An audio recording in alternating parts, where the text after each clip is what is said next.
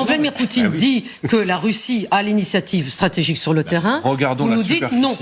C'est la plus faible progression depuis le mois de septembre dernier. Depuis le début du mois, ils en sont à peine à 100 km² conquis, ce qui est toujours 100 km², mais ils étaient à 700 km² en novembre, et on est sur comme ça une phase descendante. Oui, mais est-ce que les Ukrainiens sont en phase est-ce que c'est eux qui ont la phase stratégique? Il y a des zones dans lesquelles ils reprennent 8 km². Vous pas me dire ça quand même. Là, tous les observateurs internationaux disent que non. Regardez Pokrovsk, regardez Toretsk.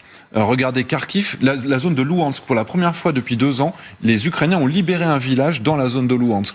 C'est des choses qu'on ne voyait pas il y a 6 mois. Non mais donc je dis pas que vous êtes en train de nous dire quoi là? Que l'armée ukrainienne est en train de gagner du terrain et d'avancer? Je dis que la Russie résister incroyablement à ce que les Russes appellent une avancée stratégique, c'est-à-dire la Russie qui prétend être à l'offensive et avoir la maîtrise de la totalité du terrain, alors qu'elle n'a jamais aussi peu progressé qu'en ce moment, au moment où les Ukrainiens se permettent de faire des contre-offensives qu'ils réussissent à faire, même si c'est 20 km² ponctuellement. On ne peut pas dire que c'est le moment où les Russes sont dominants. Les Russes n'ont jamais été aussi peu dominants qu'en ce moment.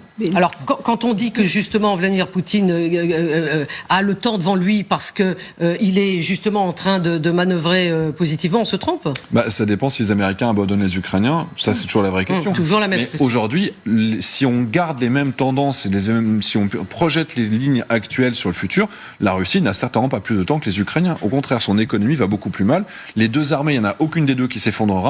S'il y a une cessation des hostilités, c'est par l'économie russe, ce ne sera pas par les militaires.